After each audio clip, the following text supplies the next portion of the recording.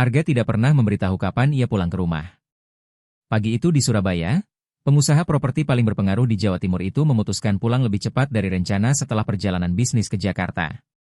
Ia baru saja menutup kontrak bernilai miliaran rupiah yang menempatkannya resmi di jajaran pria paling berkuasa di wilayah utara negeri. Namun jauh di dalam hatinya semua itu tidak memberinya kepuasan seperti yang orang bayangkan. Rumah mewahnya di Surabaya Barat terasa sunyi, elegan, dan dingin. Ia menaiki tangga tanpa suara, tidak ingin siapapun tahu ia sudah kembali. Ia sendiri tidak yakin apa yang sebenarnya ia cari, mungkin ingin memastikan sebuah kecurigaan yang mengganggunya selama berminggu-minggu. Sejak istrinya meninggal 2 tahun lalu, Arga menenggelamkan diri dalam pekerjaan. Anak kembarnya, Raka dan Sinta, yang baru berusia 3 tahun, berada dalam pengasuhan pengasuh rumah tangga. Ia membayar dokter terbaik, terapi terbaik, dan mainan impor terbaik, tetapi ia tidak pernah membayar waktu, tidak pernah membayar kehadiran. Pagi itu sesuatu membuatnya berhenti sebelum masuk ke dapur. Sebuah suara lembut, suara yang bergetar, lalu hening. Arga mendorong pintu perlahan. Apa yang ia lihat membuatnya terpaku. Di tengah dapur marmer putih yang luas, disinari cahaya keemasan pagi hari, Rina, asisten rumah tangga, berlutut di lantai. Ia mengenakan seragam biru muda, celemek putih rapi, dan masih memakai sarung tangan karet kuning untuk membersihkan. Di hadapannya, juga berlutut, Raka dan Sinta. Tubuh kecil mereka tegak, tangan mungil terkatup, mata terpejam, mereka sedang berdoa. Namun bukan itu yang mengguncang Arga, melainkan apa yang mereka ucapkan. Ya Allah, jaga ayah, jangan biarkan ayah terlalu sedih, bisik Sinta dengan gaun merah mudanya, berbicara terbata-bata seperti anak kecil yang mencoba mengucapkan kata-kata besar. Raka, dengan kaus hijau zaitun, meremas jari-jarinya kuat-kuat. Ya Allah, jangan biarkan ayah pergi lagi. Mata Rina terpejam dan air mata jatuh diam di pipinya. Arga merasakan hantaman keras di dadanya. Anak-anaknya tidak meminta mainan, tidak meminta kesehatan, mereka meminta dirinya. Dan yang paling menghancurkan adalah kalimat terakhir Rina, dibisikkan hampir tanpa suara. Ya Allah, jika aku bisa memberi mereka apa yang kurang, pasti akan kulakukan, tapi hanya Engkau yang bisa menyembuhkan kekosongan ini. Arga mundur selangkah seolah tertangkap melakukan kesalahan besar, karena saat itu ia mengerti sesuatu yang tidak pernah dikatakan dokter, penasihat keuangan, ataupun terapis dengan kejelasan setajam itu. Anak-anaknya tidak sakit, mereka kesepian. Sebelum melanjutkan kisah ini, izinkan aku bertanya, pernahkah kamu begitu sibuk berusaha memberi segalanya sampai lupa memberi satu hal yang paling penting? Jika kisah ini sudah menyentuh sesuatu di dalam dirimu, berlanggananlah kanal ini sekarang juga, karena di sini kami menceritakan kisah-kisah yang mengingatkan kita pada hal-hal yang esensial. Dan tuliskan di komentar dari kota mana kamu mendengarkan kisah ini, karena apa yang dilakukan Arga setelah itu, tak akan pernah dilupakan siapapun di rumah itu. Arga tidak masuk, tidak berkata apa-apa, ia tetap berdiri di balik kusen pintu, memperhatikan perempuan yang selama ini ia anggap hanya sebagai pekerja rumah tangga. Rina baru berusia 28 tahun. Ia datang dari Yogyakarta mencari pekerjaan, seorang ibu tunggal. Anak kandungnya tinggal bersama neneknya karena ia harus bekerja di Surabaya untuk mengirim uang. Ia tidak pernah mengeluh, tidak pernah meminta kenaikan gaji, tidak pernah meninggikan suara, dan tanpa disadari Arga, ia berusaha mengisi kekosongan yang justru ia sendiri ciptakan. Anak kembar itu selesai berdoa. Rina mencium kening masing-masing. Ayah kalian sangat mencintai kalian, bisiknya pelan. Arga merasa tanah di bawah kakinya runtuh, karena ia tahu kalimat itu belum sepenuhnya benar. Mencintai saja tidak cukup jika tidak ditunjukkan. Selama berminggu-minggu, Raka mulai berbicara jauh lebih sedikit dari sebelumnya, sementara Sinta sering menangis di malam hari. Arga dulu mengira itu hanya fase biasa, tetapi sekarang ia mengerti bahwa itu adalah panggilan sunyi yang tak pernah ia dengar. Rina bangkit dan mulai menyiapkan sarapan seolah tidak terjadi apa-apa. Anak-anak berlari ke meja sambil tertawa, dan saat itulah Arga masuk. Keheningan langsung menyelimuti ruangan. Raka membuka mata lebar karena terkejut. Sinta tersenyum, tetapi dengan senyum ragu dari seorang anak yang tidak yakin apakah kebahagiaannya akan disambut, sementara Rina melangkah mundur dengan gugup. Pak Arga, kami tidak tahu Bapak sudah pulang, katanya pelan. Arga tidak menjawab, ia berlutut. Untuk pertama kalinya setelah bertahun-tahun, pria yang biasa menegosiasikan kontrak miliaran rupiah di gedung pencakar langit kaca kini berlutut di dapurnya sendiri di hadapan anak-anaknya. Tadi kalian berbicara dengan Allah? Tanyanya dengan suara bergetar. Raka mengangguk. Sinta merentangkan kedua tangan, dan untuk pertama kalinya setelah sekian lama Arga meninggalkan ponselnya di saku dan memeluk anak-anaknya tanpa melihat jam. Namun yang mengubah hidupnya selamanya bukan hanya adegan itu, melainkan apa yang ia temukan kemudian pada hari yang sama. Ketika ia naik ke ruang bermain, ia melihat sesuatu yang membuatnya semakin terpaku, sebuah gambar yang ditempel di dinding. Di dalamnya, Raka dan Sinta digambar bergandengan tangan. Rina digambar besar di tengah, sementara dirinya digambar sangat kecil di sudut dengan sebuah koper. Arga menatap gambar itu selama beberapa menit, karena anak-anak tidak pernah berbohong ketika menggambar. Dan di sanalah ia memahami kebenaran paling menyakitkan dalam hidupnya. Ia telah membangun gedung-gedung besar, tetapi mengecilkan kehadirannya sendiri menjadi hanya sebuah sudut. Malam itu ia tidak menghadiri rapat apapun, tidak membalas email, tidak menelepon mitra bisnis. Ia duduk di lantai ruang bermain sementara anak-anaknya menunjukkan mainan mereka. Dan untuk pertama kalinya ia tidak memikirkan kontrak, ia memikirkan waktu. Rina mengamati dari pintu, tidak berkata apa-apa, tetapi di matanya ada sesuatu yang berbeda. Rasa hormat dan harapan yang diam-diam tumbuh. Arga belum tahu bahwa doa sederhana di pagi hari itu telah menyelamatkan lebih dari sekadar hubungannya dengan anak-anaknya, doa itu telah menyelamatkan jiwanya, dan apa yang akan ia lakukan keesokan harinya akan mengubah hidup semua orang di rumah itu untuk selamanya. Namun itu baru permulaan. Malam itu, setelah melihat gambar di dinding dan duduk di lantai ruang bermain sampai Raka dan Sinta tertidur di atas kakinya, Arga tidak bisa memejamkan mata. Rumah mewah itu sunyi. Tetapi di dalam dirinya ada kegaduhan yang tak tertahankan. Ia bangun pukul 3 dini hari dan berjalan tanpa alas kaki di lorong luas yang hanya diterangi lampu otomatis di langit-langit. Setiap bingkai foto di dinding menampilkan kesuksesan, peresmian proyek, penghargaan bisnis, sampul majalah finansial, foto berjabat tangan dengan gubernur dan pengusaha asing. Tetapi tidak ada satupun foto terbaru yang menunjukkan dirinya memeluk anak-anaknya. Ia masuk ke ruang kerjanya. Di atas meja kayu gelap menunggu kontrak tertunda, laporan keuangan, undangan makan malam eksklusif. Ia mengambil salah satu kertas, menatapnya beberapa detik lalu menjatuhkannya. Ia teringat suara Sinta, "Ayah, jangan pergi lagi." Tenggorokannya tercekat. Selama ini Arga selalu membenarkan ketidakhadirannya dengan satu kalimat. Ia melakukannya demi mereka, demi masa depan mereka, pendidikan mereka, dan keamanan mereka. Namun malam itu, untuk pertama kalinya ia bertanya pada dirinya sendiri apakah ia tidak sedang menggunakan anak-anaknya sebagai alasan untuk lari dari rasa sakit.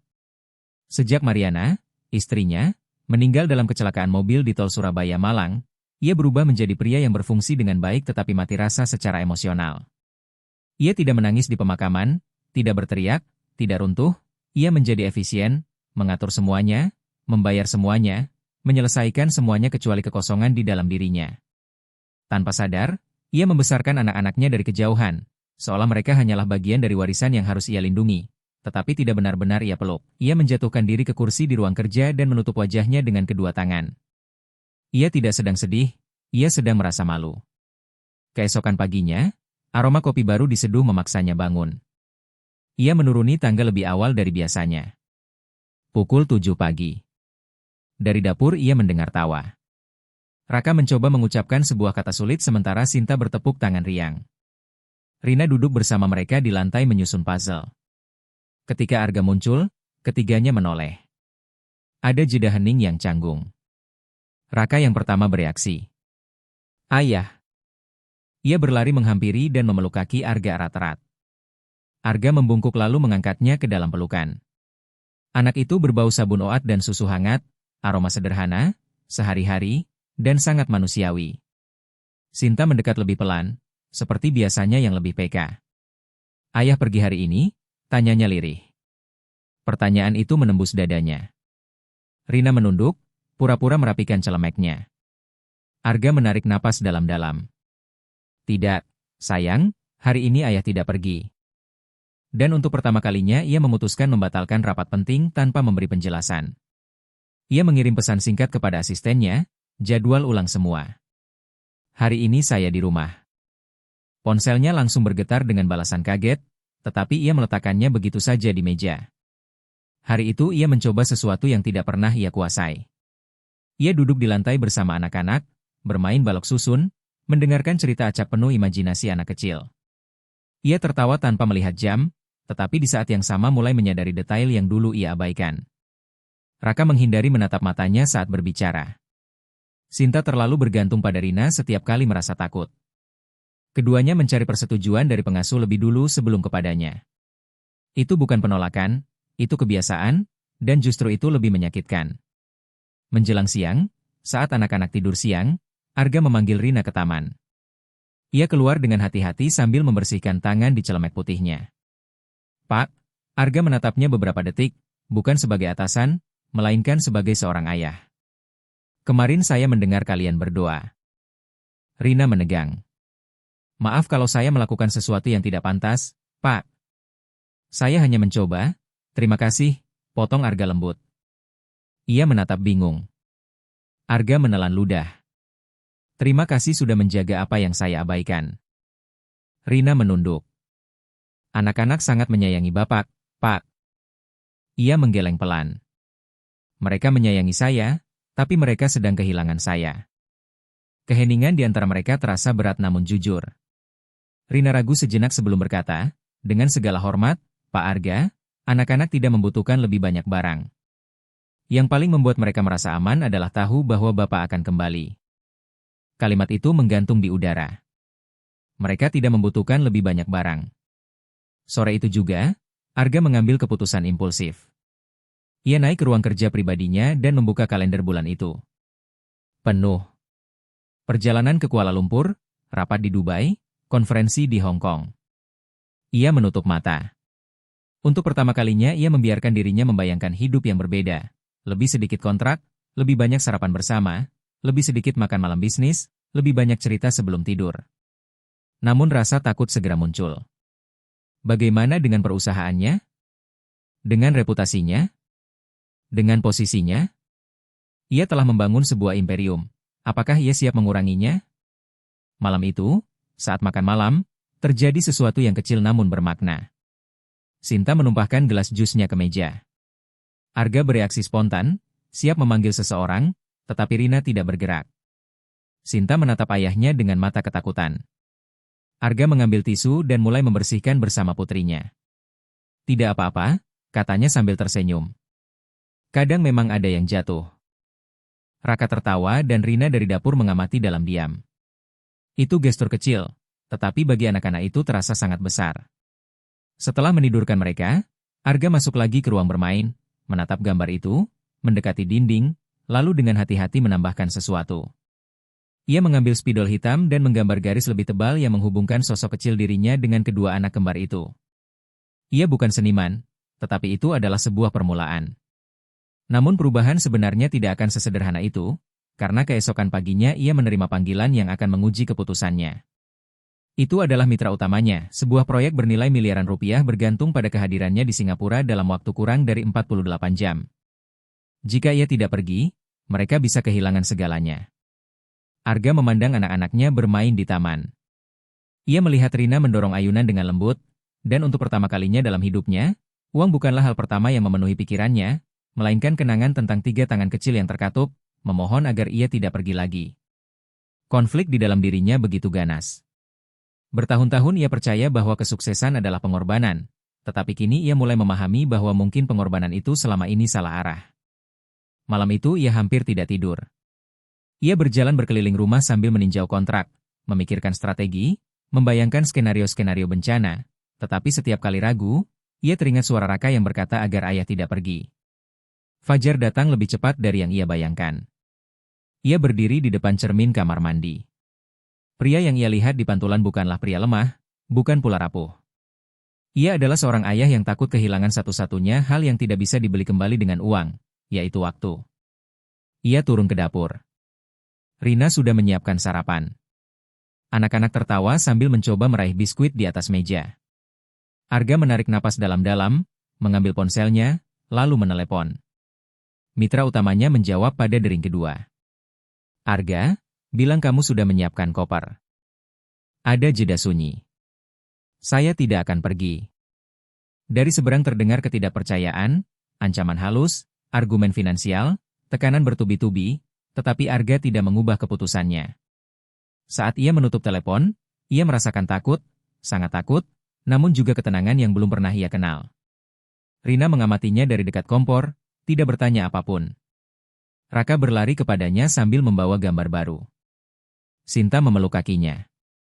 Dan pada saat itu, Arga memahami sesuatu yang mendasar. Risiko terbesar bukan kehilangan uang, melainkan kehilangan mereka. Dan meskipun ia belum tahu semua konsekuensi dari keputusannya, sesuatu di dalam dirinya mulai dibangun kembali. Tidak sempurna, tidak instan, tidak ajaib, tetapi nyata. Pria yang pagi itu masuk tanpa memberitahu siapapun sudah bukan orang yang sama lagi, dan proses menjadi ayah yang dibutuhkan anak-anaknya baru saja dimulai. 3 hari setelah membatalkan perjalanan ke Singapura, badai pun dimulai, bukan di langit, melainkan di perusahaannya. Arga sedang duduk di ruang makan rumahnya ketika menerima pesan mendesak pertama, lalu pesan kedua, lalu pesan ketiga. Ponselnya tak berhenti bergetar. Salah satu investor utamanya memutuskan mundur dari proyek. Berita itu mulai bocor di sektor bisnis. Saham perusahaannya mulai turun. Itu persis seperti yang telah diperingatkan kepadanya. Jika ia tidak pergi, itu akan dianggap sebagai tanda kelemahan. Kelemahan. Kata itu mengejarnya sepanjang hidup. Sejak muda ia diajarkan bahwa seorang pria tidak boleh retak, tidak boleh ragu, tidak boleh berhenti. Ayahnya, seorang pedagang keras dari Surabaya, selalu berkata, kesuksesan tidak menunggu siapapun. Dan Arga hidup dengan aturan itu sampai sekarang. Di ruang tamu, Raka dan Sinta sedang menyusun menara balok. Rina melipat pakaian dalam diam. Suasananya tampak tenang, tetapi di dalam dirinya ketegangan begitu brutal. Ia menatap ponselnya lagi. Lebih banyak pesan, lebih banyak tekanan, lebih banyak peringatan. Ia berdiri dan berjalan menuju jendela kaca besar yang menghadap taman. Dari sana ia bisa melihat anak-anaknya tertawa. Matahari menerangi rambut pirang mereka yang diwarisi dari ibu mereka. Suara mereka memenuhi udara dengan kebahagiaan yang tidak bisa dibeli oleh kontrak manapun. Namun pikiran Arga terbelah. Jika perusahaan melemah, bagaimana masa depan anak-anaknya? Bagaimana stabilitas mereka? Bagaimana semua yang telah ia bangun untuk mereka? Rasa takut kembali datang. Bukan takut kehilangan kemewahan, melainkan takut gagal. Sore itu ia menerima panggilan langsung dari Dewan Direksi. Mereka meminta rapat daring darurat. Ia naik ke ruang kerjanya dan menutup pintu. Wajah-wajah di layar tidak bersahabat. Arga, ketidakhadiranmu mengirimkan pesan yang mengkhawatirkan, kata salah satu mitra. Kita berbicara tentang miliaran rupiah, tambah yang lain. Kami butuh kepemimpinan, bukan sentimentalitas. Sentimentalitas. Kata itu melukainya lebih dalam dari yang ia kira. Selama bertahun-tahun ia dikenal sebagai sosok yang paling tegas, paling dingin, paling kalkulatif, dan kini mereka mulai meragukannya hanya karena ia memprioritaskan anak-anaknya. Kepemimpinan saya tidak diragukan, jawab Arga dengan tenang, tetapi prioritas saya memang sudah berubah. Keheningan dalam rapat daring itu terasa canggung. Apakah kamu siap kehilangan proyek ini? Arga menatap pantulannya di layar, memikirkan gambar yang tertempel di dinding, memikirkan tangan-tangan kecil yang terkatup memohon agar ia tidak pergi lagi. Saya siap kehilangan apapun yang memaksa saya kehilangan mereka, katanya mantap. Rapat berakhir tanpa kesepakatan jelas. Saat menuruni tangga, beban di pundaknya tampak nyata. Rina langsung menyadarinya. Semua baik-baik saja, Pak. Ia ragu beberapa detik sebelum menjawab, saya tidak tahu. Itu pertama kalinya ia mengakui ketidakpastian di depan seseorang. Ia duduk di sofa sementara anak-anak berlari di sekelilingnya. Raka tersandung dan jatuh ke lantai. Sebelum Rina sempat bereaksi, Arga sudah mengangkatnya. Ayah di sini, bisiknya sambil memeluk. Raka merangkul lehernya erat, dan dalam gestur sederhana itu Arga merasakan bahwa keputusan mahal yang ia ambil mulai memiliki makna, meskipun tekanan belum berhenti. Keesokan harinya, media finansial merilis berita yang mempertanyakan kepemimpinannya, menyebut bahwa pengusaha bintang dari Surabaya itu mulai kehilangan fokus. Media sosial berspekulasi, para pesaing memanfaatkan situasi. Asistennya menelepon dengan cemas, Pak Arga, ini bisa sangat memengaruhi reputasi perusahaan. Ia menarik napas dalam-dalam. Selama bertahun-tahun ia membangun citra sempurna, dan kini citra itu mulai retak. Malam itu ia tidak sanggup makan. Ia hanya menatap piringnya sementara anak-anak berbicara antusias tentang dongeng yang dibacakan Rina. Sinta menyadari diamnya. Ayah sedih lagi? Pertanyaan itu menusuk halus, dan ia menjawab dengan jujur, sedikit. Sinta bangkit dari kursinya, berjalan mendekat, lalu menaruh tangan kecilnya di pipi ayahnya. Jangan sedih, kami di sini. Arga merasakan sesuatu runtuh di dalam dirinya. Ia tidak terbiasa menerima penghiburan. Selama ini ia selalu menjadi penyedia, pemecah masalah, sosok kuat. Kini justru anak-anaknya yang mengajarkannya hal berbeda. Setelah menidurkan mereka, ia keluar ke taman sendirian. Ia menatap langit gelap di Surabaya, lampu-lampu kota yang jauh, suara lalu lintas yang samar.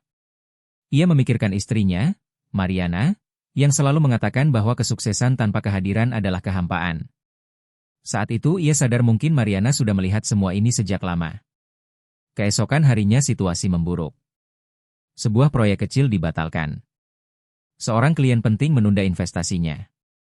Angka-angka mulai menunjukkan dampaknya.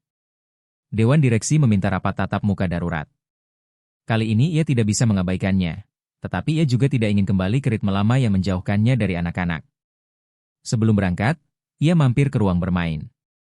Raka dan Sinta sedang menggambar. Ayah pergi rapat, katanya lembut, tapi ayah pulang sebelum kalian tidur. Sinta mengangkat wajah. Yakin? Arga berlutut di depan mereka. Yakin? Itu janji kecil namun tegas. Rapat berlangsung tegang.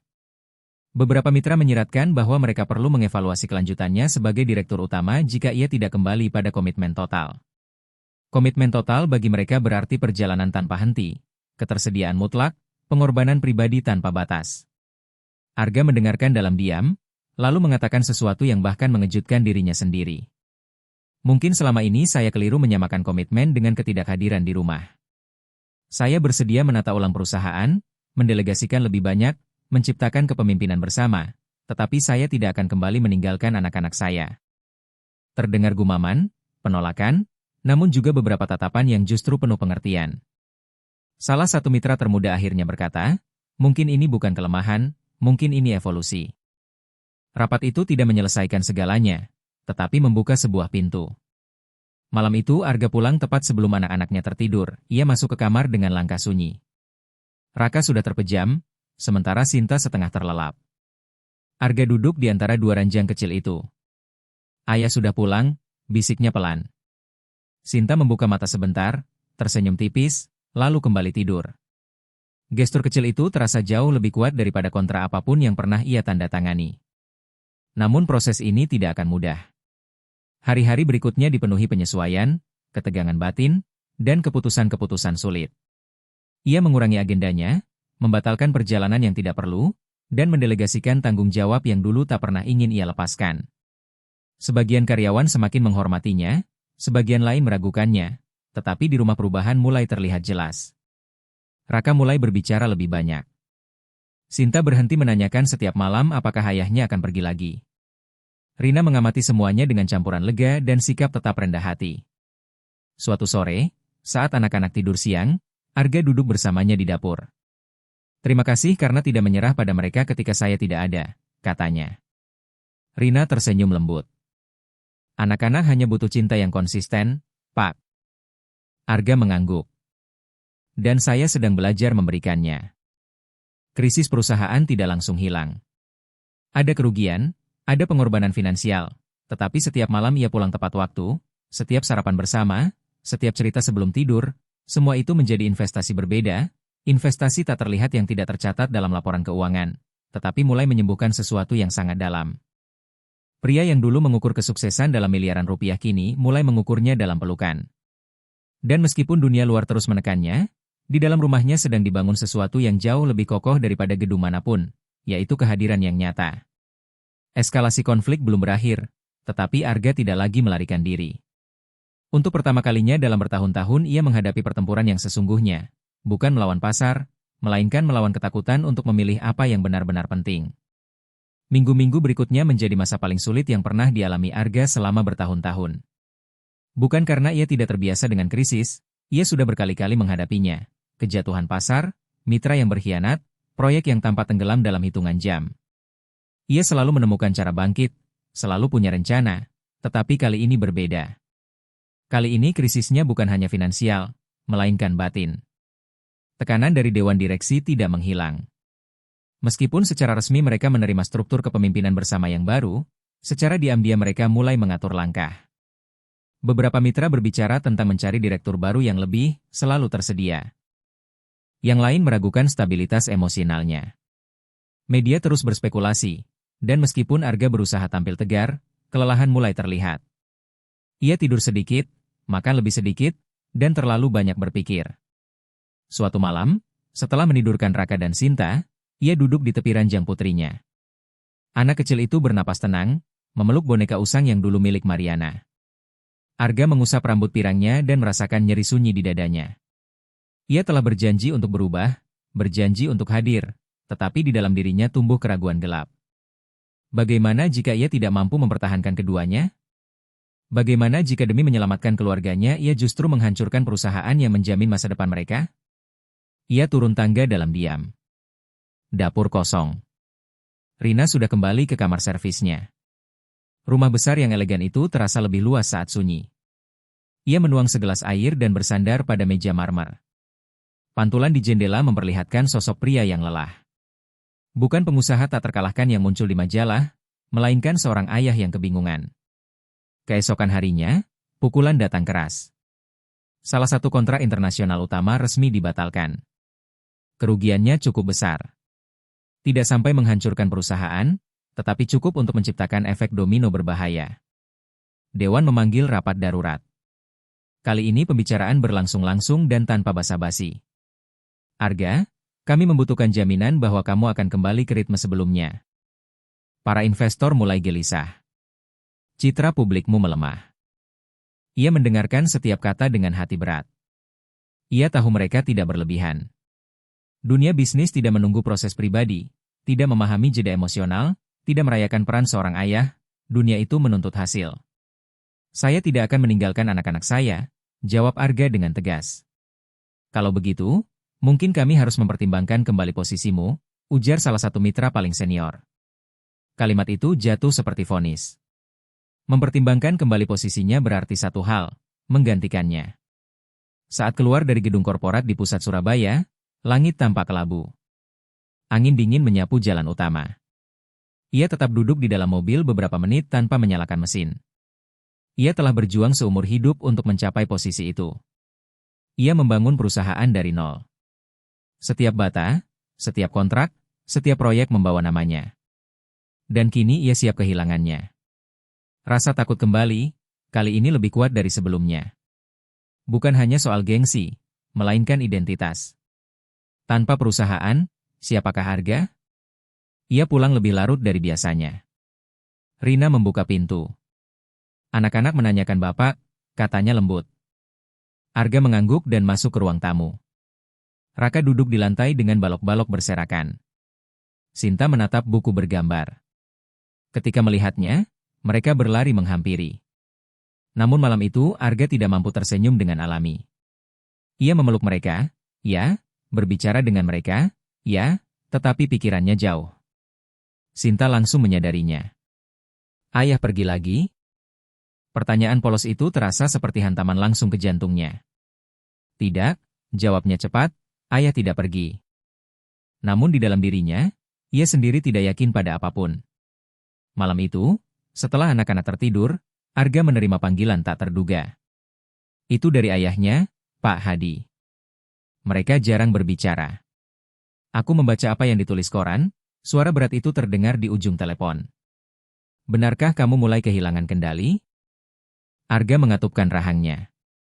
Saya sedang menata ulang prioritas. Hening dingin menyusul. Laki-laki kuat tidak terganggu oleh sentimentalitas.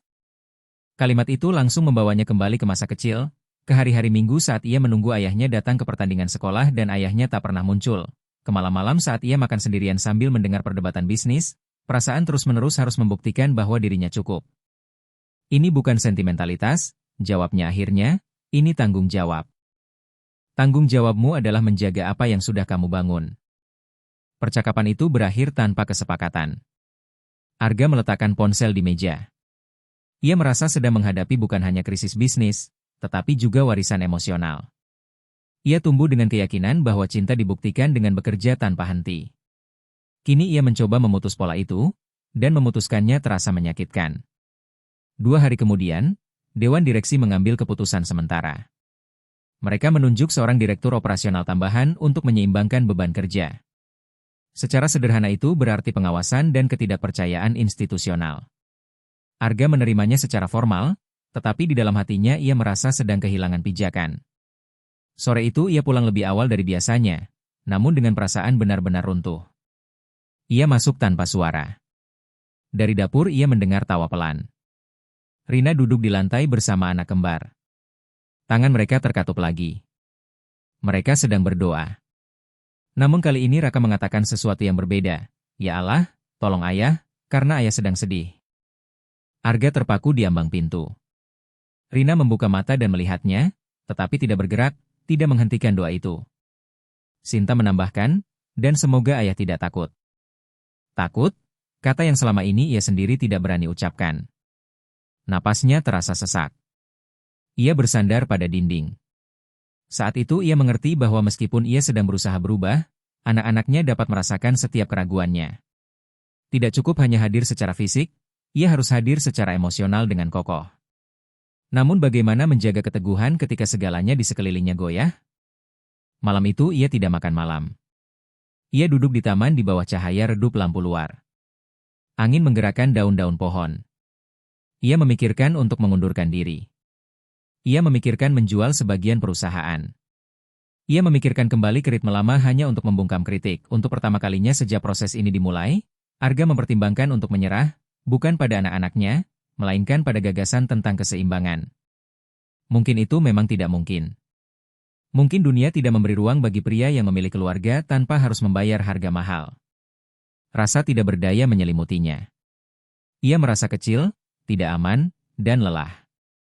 Di tengah kegelapan batinnya, ia teringat gambar di dinding. Ia bangkit, masuk ke ruang bermain, menatap sosok kecil yang mewakili kehadirannya dulu. Ia mengambil spidol lagi. Kali ini ia tidak hanya menebalkan garis yang menghubungkan mereka, ia menggambar dirinya lebih besar. Lebih dekat. Itu bukan tindakan kekanak-kanakan, melainkan komitmen simbolis. Saat menatap gambar itu, sesuatu di dalam dirinya mulai berubah. Perusahaan bisa goyah, reputasi bisa dipertanyakan, tetapi ada satu hal yang tidak ingin ia kehilangan lagi, yaitu ikatan dengan anak-anaknya. Malam itu ia mengambil keputusan diam-diam, bukan berdasarkan rasa takut, bukan karena tekanan, melainkan karena kejernihan. Titik ketidakberdayaan total telah tiba, titik di mana tidak ada solusi mudah, tidak ada tepuk tangan, di mana kesuksesan tradisional tampak runtuh. Namun di dalam kehampaan itu juga ada ruang untuk mendefinisikan ulang siapa yang ingin ia jadi, dan meskipun ia belum tahu bagaimana akan mengatasi badai perusahaan, untuk pertama kalinya ia memahami bahwa kekalahan sejati bukanlah kehilangan kontrak, melainkan kehilangan keberanian untuk mempertahankan pilihannya. Pria yang dulu berlari untuk menghindari rasa sakit kini justru diam, merasakan, menerima, dan bersiap, tanpa menyadarinya, untuk sebuah transformasi yang jauh lebih dalam dari yang pernah ia bayangkan. Transformasi itu tidak dimulai dengan kabar besar. Tidak ada kontrak yang kembali, tidak ada pidato inspiratif di rapat direksi, tidak ada judul berita yang membersihkan namanya. Semua dimulai dari sesuatu yang kecil, hampir tak terlihat. Suatu sore biasa, ketika langit Surabaya berubah jingga dan panas mulai mereda, Raka mendekati Arga sambil membawa gambar baru. Ayah, lihat. Arga sedang duduk di teras meninjau beberapa dokumen keuangan, berusaha menjaga perusahaan tetap stabil tanpa kembali ke ritme lama. Ia mengangkat pandangannya. Di dalam gambar itu ada mereka berempat, dirinya, Raka, Sinta, dan Rina. Namun kali ini ada sesuatu yang berbeda. Mereka semua bergandengan tangan dan di atas kepala mereka, Raka menggambar sesuatu yang miring namun berkilau. Itu apa? Tanya Arga. Rumah bahagia, jawab Raka dengan senyum bangga. Itu bukan rumah mewah, tidak ada kolam renang, tidak ada mobil mewah. Hanya sebuah bentuk persegi sederhana dengan atap segitiga dan pintu besar, tetapi dipenuhi sinar matahari. Arga merasakan dadanya sesak karena memahami sesuatu yang sangat dalam. Anak-anaknya tidak membutuhkan stabilitas korporat, mereka membutuhkan stabilitas emosional. Malam itu juga, saat makan malam, terjadi momen kecil yang tampak sepele. Sinta mencoba memotong makanannya sendiri. Ia frustrasi, hampir menangis. Alih-alih memanggil seseorang, Arga duduk di sampingnya. Coba lagi. Ayah di sini. Ia tidak melakukan tugas itu untuknya, hanya menemani. Dan sesuatu berubah di tatapan putrinya. Sebuah kepercayaan, kecil, rapuh, tetapi nyata. Rina mengamati dari dapur dalam diam. Perempuan itu telah menahan kekosongan selama berbulan-bulan, menjadi jembatan antara rasa sakit dan kepolosan, dan kini ia melihat bagaimana perlahan-lahan Arga mulai menempati tempat yang seharusnya memang menjadi miliknya. Namun percikan perubahan yang sesungguhnya terjadi beberapa hari kemudian. Itu hari Sabtu. Tidak ada rapat, tidak ada panggilan mendesak, hanya pagi yang tenang. Rina berada di dapur menyiapkan pankek. Anak kembar bermain di lantai. Arga turun lebih awal dan berhenti beberapa detik mengamati pemandangan itu. Ada sesuatu yang mendorongnya. Rina, katanya dengan suara tenang, hari ini tidak perlu membersihkan apapun. Ia menatap bingung. Maaf. Hari ini saya ingin kita sarapan bersama. Ada jeda singkat. Itu bukan kebiasaan, bukan bagian dari kontrak, tetapi Rina mengangguk. Mereka berempat duduk di meja. Raka mulai bercerita tentang anjing imajiner yang ingin ia miliki. Sinta menjelaskan bahwa ia bermimpi tentang ibunya semalam. Arga mendengarkan tanpa menyela, tanpa melihat ponselnya, dan di tengah percakapan itu, Sinta mengatakan sesuatu yang mengubah segalanya. Ayah sudah tidak jauh lagi. Kalimat itu seperti kunci yang berputar di dalam dadanya. Sudah tidak jauh lagi, bukan tentang jarak fisik, melainkan tentang kehadiran. Sore itu, Arga mengambil keputusan tak terduga lainnya. Ia membatalkan keanggotaan klub eksklusif yang jarang ia datangi, menjual salah satu mobil sportnya, dan mengurangi pengeluaran tak perlu yang dulu ia pertahankan hanya demi citra. Itu bukan krisis ekonomi ekstrim, melainkan restrukturisasi batin, ia melepaskan simbol demi mempertahankan ikatan. Dewan direksi terkejut ketika ia mengumumkan ingin menerapkan model kepemimpinan yang lebih fleksibel, memprioritaskan efisiensi daripada kehadiran konstan. Sebagian menolak, sebagian lain justru mulai mendukung diam-diam karena banyak dari mereka juga kelelahan. Teladan Arga membuka percakapan tidak nyaman di perusahaan, apakah benar harus mengorbankan segalanya demi pertumbuhan tanpa batas. Sementara itu di rumah, perubahan semakin terlihat. Raka berhenti terbangun sambil menangis di malam hari. Sinta mulai mengajak ayahnya bermain tanpa takut ia akan berkata nanti saja. Rina mulai tersenyum lebih tenang. Suatu minggu sore, Arga melihat Rina duduk di taman menatap ponselnya dengan mata basah. Semua baik-baik saja, tanyanya. Ia ragu sebelum menjawab, anak saya rindu karena saya tidak bersamanya. Arga duduk di sampingnya untuk pertama kali, bukan sebagai atasan, tetapi sebagai seseorang yang mengerti. Kenapa tidak kamu ajak dia berkunjung? Rina terkejut. Saya tidak ingin merepotkan, Pak. Kamu tidak merepotkan. Kita keluarga di sini. Kata itu keluar tanpa ia sadari, keluarga, dan keduanya merasakan berat maknanya. Seminggu kemudian, Dimas, putra Rina, datang dari Yogyakarta untuk tinggal beberapa hari. Usianya 5 tahun, pemalu dan penuh pengamatan. Raka dan Sinta menatapnya dengan rasa ingin tahu. Awalnya ada jarak, lalu sebuah bola, lalu tawa, lalu lomba lari kecil di taman.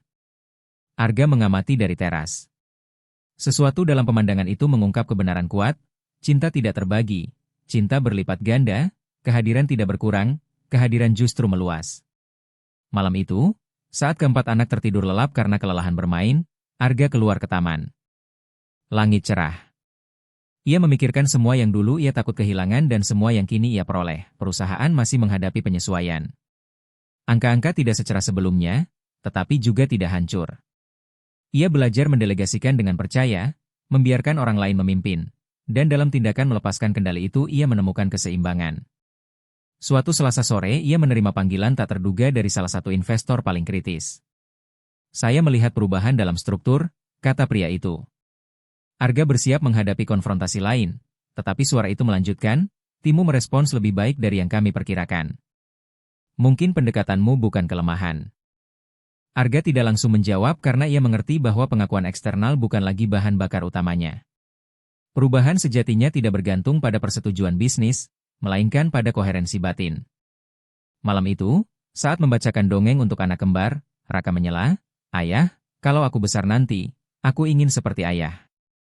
Arga merasakan getaran halus. Kenapa? Karena ayah tidak pergi lagi. Kalimat itu mengunci sesuatu di dalam dirinya. Unsur tak terduga yang memulai segalanya bukanlah kerugian finansial, bukan ancaman dewan, melainkan doa yang dibisikkan anak-anak berusia 3 tahun.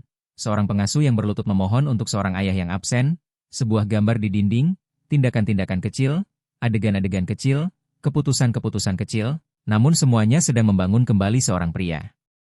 Tetapi untuk pertama kalinya Arga tidak menunggu hasil dengan rasa takut, melainkan dengan keputusan, dan perbedaan itu akan mengubah segalanya. Pagi hari pemungutan suara tiba dengan keheningan yang aneh.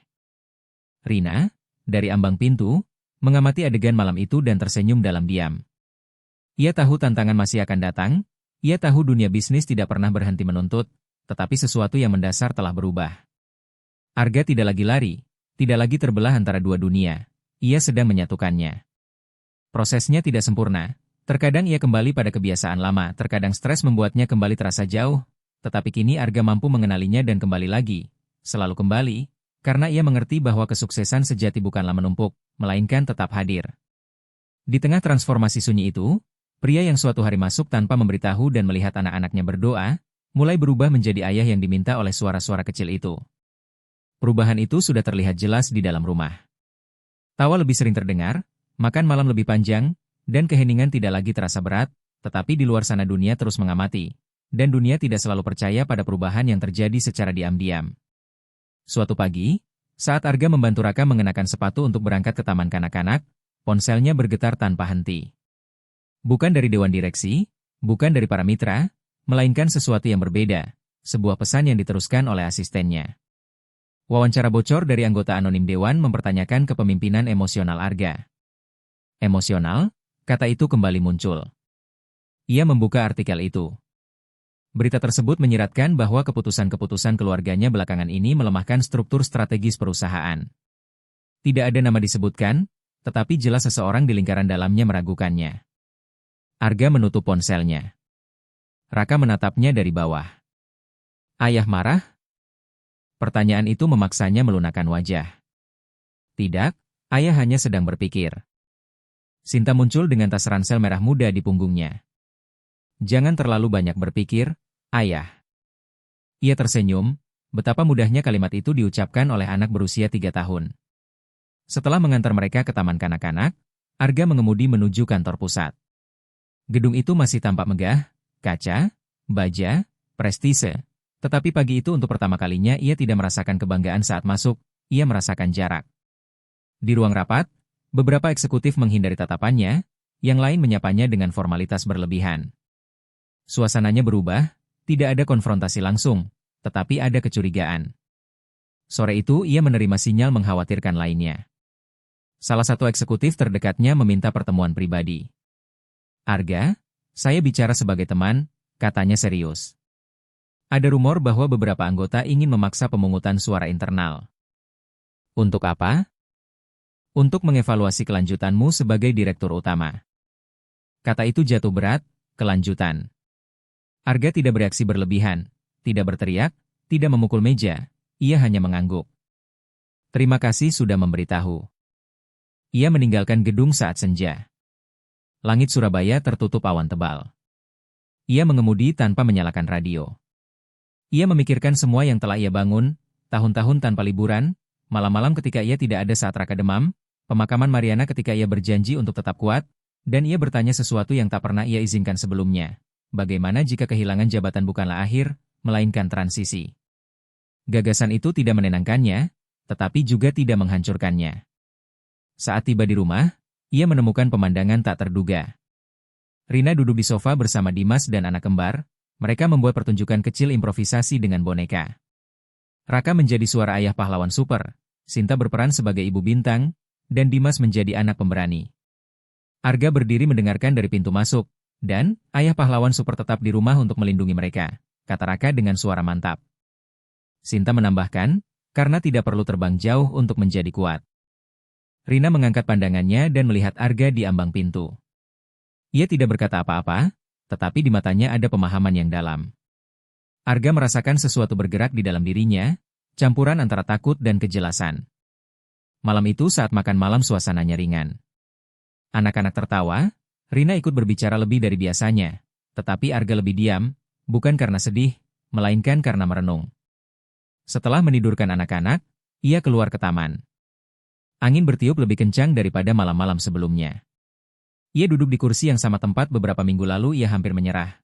Tetapi kini ia tidak merasakan kekalahan, melainkan ketidakpastian, dan ketidakpastian tidak selalu musuh, terkadang ia adalah awal dari perubahan.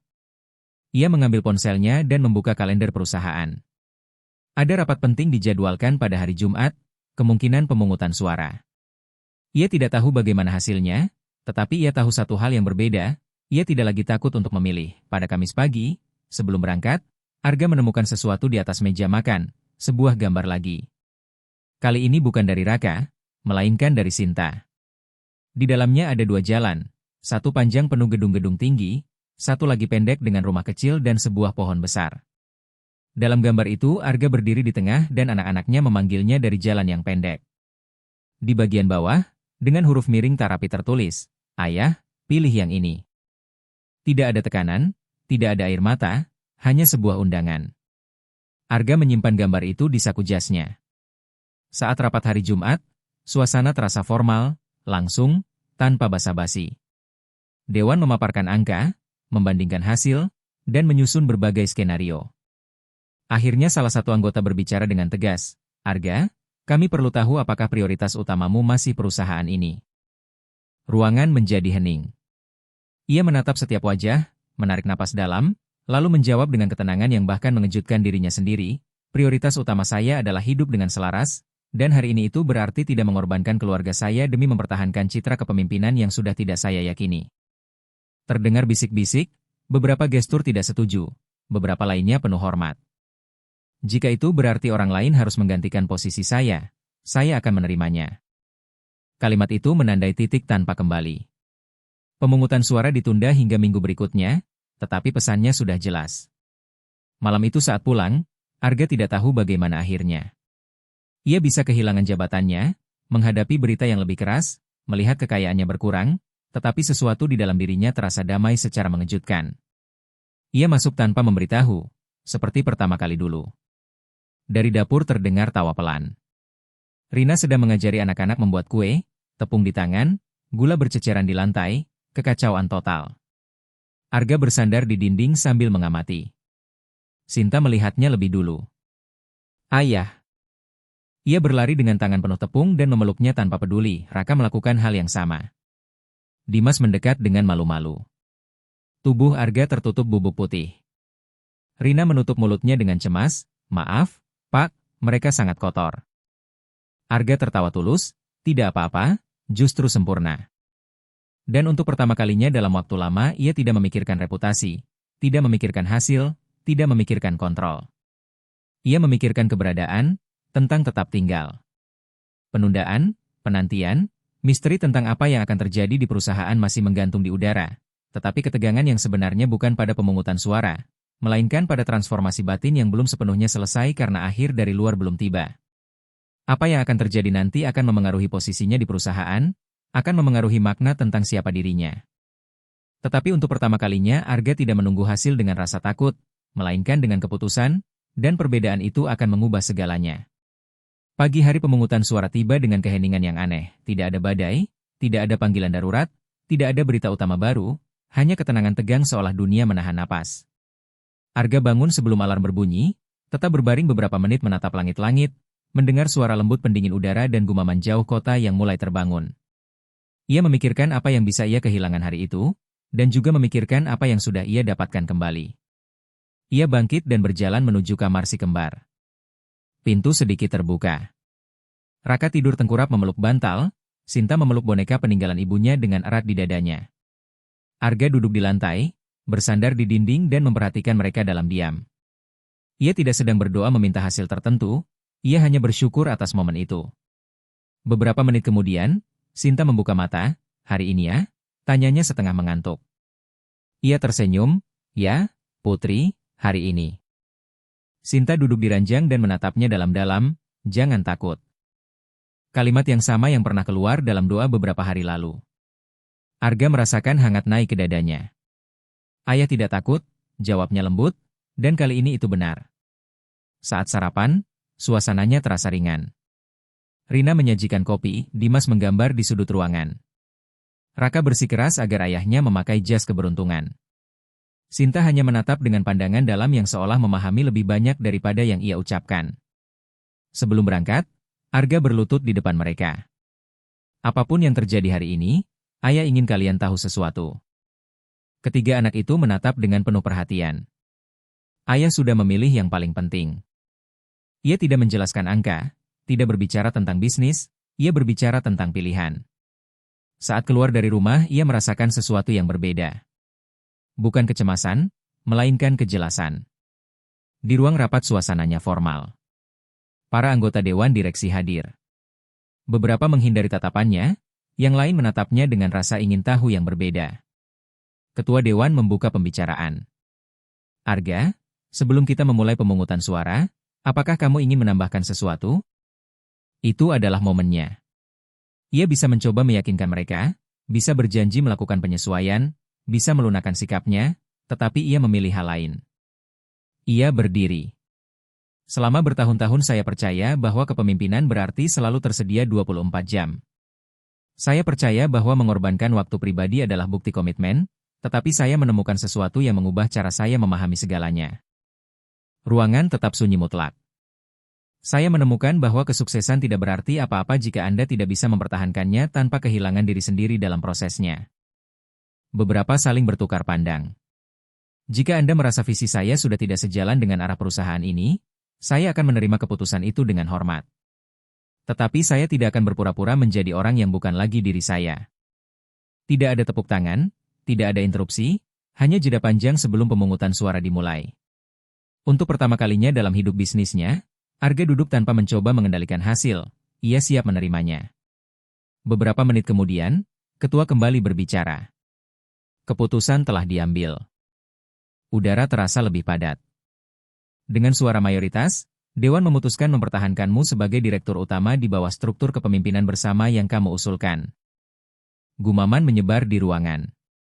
Arga tidak bereaksi segera, dan ketua melanjutkan, perusahaan ini memasuki tahap berbeda, lebih berkelanjutan, lebih terdistribusi, dan kami percaya kepemimpinanmu akan mencerminkan keseimbangan yang kamu perjuangkan. Arga mengangguk perlahan. Itu bukan kemenangan tradisional. Ia tidak menghancurkan oposisi, tidak menunjukkan kekuatan agresif, ia menunjukkan koherensi. Saat keluar dari gedung, matahari bersinar terik di atas Surabaya. Ia menarik napas dalam. Ia tidak memenangkan segalanya, tetapi juga tidak kehilangan yang paling esensial. Namun, perubahan emosional yang sebenarnya tidak terjadi di ruang rapat itu. Ia terjadi saat ia melintasi pintu rumahnya. Ia masuk tanpa memberitahu. Dari dapur terdengar suara kecil menghitung sampai 10. 8, 9, 10. Raka muncul berlari dari lorong. Ayah. Sinta menyusul. Rina keluar di belakang dengan senyum tertahan dan bertanya cemas, bagaimana, Pak? Arga meletakkan tas kerjanya di lantai, berlutut, menatap mata mereka. Ayah masih menjadi pemimpin, tetapi sekarang lebih di rumah daripada di kantor. Anak-anak tidak sepenuhnya mengerti penjelasannya, tetapi mereka mengerti nadanya. Sinta memeluknya erat. Raka melakukan hal yang sama. Dimas mendekat dan juga memeluk kakinya. Di tengah pelukan berlapis itu, Arga merasakan sesuatu yang tidak pernah diberikan oleh kontrak jutaan rupiah manapun. Kepenuhan. Bukan euforia meledak, melainkan kedamaian yang dalam. Rina mengamati beberapa langkah di belakang. Arga mengangkat pandangannya ke arahnya. Tidak perlu kata-kata. Mereka berdua tahu semuanya telah dimulai pada pagi ketika ia masuk tanpa memberitahu dan mendengar sebuah doa. Malam itu mereka merayakan tanpa kemewahan, tanpa sampanye, tanpa tamu eksklusif, hanya pizza di ruang keluarga, film animasi, 4 anak tertawa, dan seorang ayah yang sepenuhnya hadir. Di tengah film, Raka tertidur bersandar di bahunya. Sinta menggenggam tangannya erat. Arga menatap layar, tetapi ia tidak melihat film. Ia melihat perjalanan, kejatuhan, keraguan, tekanan, ketakutan, dan kini rekonstruksi yang tidak sempurna, tidak ideal, tetapi nyata. Setelah menidurkan anak-anak, ia keluar ke taman bersama Rina, udara terasa hangat. Terima kasih, kata Arga pelan. Saya tidak melakukan apa-apa, Pak, jawab Rina dengan rendah hati. Tidak, kamu melakukan sesuatu. Kamu berdoa ketika aku bahkan tidak sadar bahwa aku sedang tersesat. Rina menundukkan pandangan dengan sederhana. Anak-anak sangat menyayangi ayah. Arga tersenyum, aku juga. Dan untuk pertama kalinya kalimat itu bukan kewajiban, melainkan kebenaran yang hidup. Dalam hari-hari berikutnya, sesuatu juga berubah di perusahaan. Model kepemimpinan bersama mulai berjalan lebih baik dari yang diperkirakan. Tekanan berkurang. Hasil mulai stabil, tetapi yang terpenting bukanlah angka, melainkan keseimbangan. Arga tidak lagi membawa ponsel ke meja makan, tidak lagi membatalkan cerita sebelum tidur karena email mendesak, tidak lagi mengukur nilai dirinya dari judul berita. Suatu sore, saat membantu Raka belajar mengendarai sepeda di taman, anak itu berteriak, "Lihat aku, ayah," dan Arga menjawab tanpa distraksi, "Ayah melihatmu." Kalimat itu benar-benar nyata. Ia melihatnya dengan hadir sepenuhnya. Itulah transformasi yang sesungguhnya, bukan pemungutan suara, bukan bertahannya jabatan, melainkan kemampuan memilih setiap hari tanpa kembali pada ketakutan lama. 2-3 anak kecil telah menanam retakan pada kesombongannya, dan melalui retakan itu cahaya masuk. Pria yang dulu percaya bahwa kekuatan berarti mengendalikan segalanya, akhirnya memahami bahwa kekuatan sejati adalah tetap berada di tempat di mana hati dibutuhkan. Dan meskipun kisah itu belum benar-benar berakhir, hidup Arga tidak akan pernah sama lagi. Waktu tidak berhenti setelah pemungutan suara itu. Tidak ada musik latar permanen, tidak ada hari-hari sempurna tanpa celah, tidak ada kalimat, dan mereka hidup bahagia selamanya. Yang ada justru sesuatu yang lebih berharga, keberlanjutan. Minggu berubah menjadi bulan dan struktur baru di perusahaan mulai menguat, bukan tanpa tantangan, bukan tanpa ketegangan, tetapi dengan fondasi berbeda. Arga bukan lagi pria yang harus membuktikan kekuatan dengan mengorbankan segalanya. Kini ia memimpin dengan batas yang jelas. Ia belajar pulang dari kantor pada jam tetap. Ia belajar mendelegasikan tanpa mengawasi setiap detail. Ia belajar percaya. Namun pelajaran terbesar tidak terjadi di gedung korporat, melainkan di rumah. Raka mulai berbicara dengan lebih percaya diri. Ia tidak lagi menatap pintu setiap kali mendengar mobil berhenti di luar, karena ia tahu ayahnya akan kembali. Sinta berhenti menggambar jalan yang terpisah, kini ia menggambar makan malam bersama, permainan di taman, dan sore bersepeda. Dimas kembali ke Surabaya, tetapi sesekali datang berkunjung lagi. Rumah itu bukan lagi sekadar tempat kerja bagi Rina, melainkan tempat di mana ia juga merasa dihormati dan dilihat. Suatu malam yang tenang, Arga duduk di taman sementara anak-anak bermain beberapa meter darinya. Langit cerah penuh bintang meski cahaya kota masih tampak. Rina keluar membawa secangkir kopi dan memberikannya. "Sepertinya Bapak lebih ringan," katanya lembut. Arga tersenyum, "Karena aku berhenti membawa beban yang bukan milikku." Ia menatap anak-anaknya berlari, gagasan bahwa nilai diriku hanya dari apa yang kuhasilkan. Keheningan setelah itu tidak canggung, melainkan dalam. Selama bertahun-tahun Arga telah menyamakan nilai diri dengan produktivitas. Ia percaya bahwa cinta harus dibuktikan dengan menyediakan segalanya, bahwa kekaguman dibangun dengan kekuasaan. Namun 3 anak kecil dan 1 doa sederhana telah meruntuhkan keyakinan itu, bukan secara tiba-tiba, melainkan perlahan dengan kesabaran. Ada hari-hari sulit, tentu saja. Ada minggu-minggu ketika pekerjaan menuntut lebih banyak kehadiran. Ada saat-saat ketika stres kembali datang, tetapi kini ia tahu mengenali saat ia mulai menjauh dan ia kembali, selalu kembali. Suatu Sabtu pagi, Raka terjatuh saat mencoba mengayuh sepeda tanpa roda bantu. Lututnya tergores dan ia menangis. Arga berlari, mengangkatnya, membersihkan luka, lalu berkata, "Jatuh bukan berarti kamu tidak bisa." Raka menatapnya dengan mata masih basah. "Ayah juga pernah jatuh." Arga teringat perusahaan, tekanan, ancaman kehilangan segalanya. "Ya," jawabnya jujur, "tapi ayah bangkit lagi." Raka mengangguk serius, kembali ke sepeda dan kali ini melaju beberapa meter lebih jauh. Saat itu Arga mengerti bahwa anak-anaknya tidak hanya belajar berjalan atau bersepeda, mereka belajar dengan melihatnya, dan tanggung jawab itu jauh lebih besar daripada kontrak apapun. Suatu sore hujan, Sinta mendekat dengan sebuah gambar baru. Kali ini tidak ada jalan yang terpisah. Ada sebuah rumah, sebuah pohon, dan langit biru yang sangat luas. Di bagian atas, dengan huruf lebih tegas dari sebelumnya, ia menulis, "Ayahku selalu kembali." Arga merasakan dadanya dipenuhi sesuatu yang sulit ia jelaskan. Bukan kebanggaan, bukan kelegaan, melainkan makna. Malam itu, setelah menidurkan mereka, ia tetap duduk di lorong menatap pintu kamar yang tertutup. Ia teringat hari ketika ia masuk tanpa memberitahu dan mendengar doa itu. Jika ia tidak pulang lebih awal, jika ia tidak mendengarnya, jika ia tidak memutuskan untuk tinggal, hidupnya mungkin tetap sukses, tetapi kosong. Ia memahami bahwa perubahan sejati bukanlah mempertahankan jabatannya, melainkan memilih dengan sadar siapa yang ingin ia jadi ketika tidak ada yang bertepuk tangan. Dunia bisnis terus berputar. Media berhenti membicarakannya. Perusahaan menemukan keseimbangan baru, tetapi di dalam rumah keluarga Arga, sesuatu yang jauh lebih penting telah dipulihkan, kepercayaan. Dan kepercayaan tidak bisa dibeli. Ia dibangun dengan kehadiran yang berulang, janji yang ditepati, dan tatapan penuh perhatian. Suatu minggu sore mereka mengadakan piknik kecil di taman. Tidak mewah, hanya roti lapis sederhana, jus, dan tawa. Rina duduk di bawah pohon besar memperhatikan anak-anak berlari. Arga mendekat. Jika hari itu kamu tidak bersama mereka, ia mulai berkata. Rina memotong dengan lembut, Bapak sebenarnya sudah ada, Pak, hanya perlu mendengarkan mereka. Kalimat itu menggantung di udara. Terkadang kita tidak absen secara fisik, tetapi secara emosional iya, dan yang kita butuhkan hanyalah berhenti sejenak untuk benar-benar mendengar. Seiring waktu, Arga mulai membagikan pengalamannya kepada para pengusaha lain, bukan sebagai pidato motivasi, bukan sebagai strategi korporat, melainkan sebagai kisah jujur tentang ketakutan, depresi, identitas, dan pentingnya tidak membangun kerajaan dengan mengorbankan rumah. Sebagian mendengarnya dengan skeptis, sebagian dengan minat, tetapi semuanya terdiam ketika ia berkata, hari aku mengerti bahwa anak-anakku berdoa agar aku tidak pergi lagi. Saat itulah aku sadar aku sudah terlalu jauh.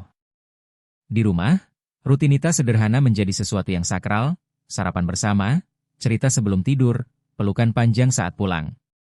Itu bukan peristiwa luar biasa, melainkan pengulangan penuh cinta, dan dalam pengulangan itulah transformasi menguat. Suatu malam sebelum mematikan lampu, Sinta berbisik, Ayah, sekarang ayah tidak akan tersesat lagi. Arga membungkuk dan mencium dahinya. Ayah tidak akan tersesat lagi. Ia tidak menjanjikan kesempurnaan, ia menjanjikan niat, kesadaran, dan selalu kembali. Kesuksesan sejati Arga tidak muncul di majalah, tidak dirayakan di forum internasional, ia tidak terlihat bagi dunia, tetapi abadi bagi tiga hati kecil, karena ada kemenangan yang tidak menjadi berita utama, tetapi menjadi warisan. Dan sebelum kisah ini berakhir, ada satu hal yang ingin disampaikan. Mungkin kamu juga sedang membangun sesuatu yang besar. Mungkin kamu sedang berjuang demi stabilitas, pengakuan, dan keamanan, dan itu tidak salah. Tetapi tanyakan pada dirimu, siapa yang sedang menunggu kamu pulang, siapa yang diam-diam memohon agar kamu hadir.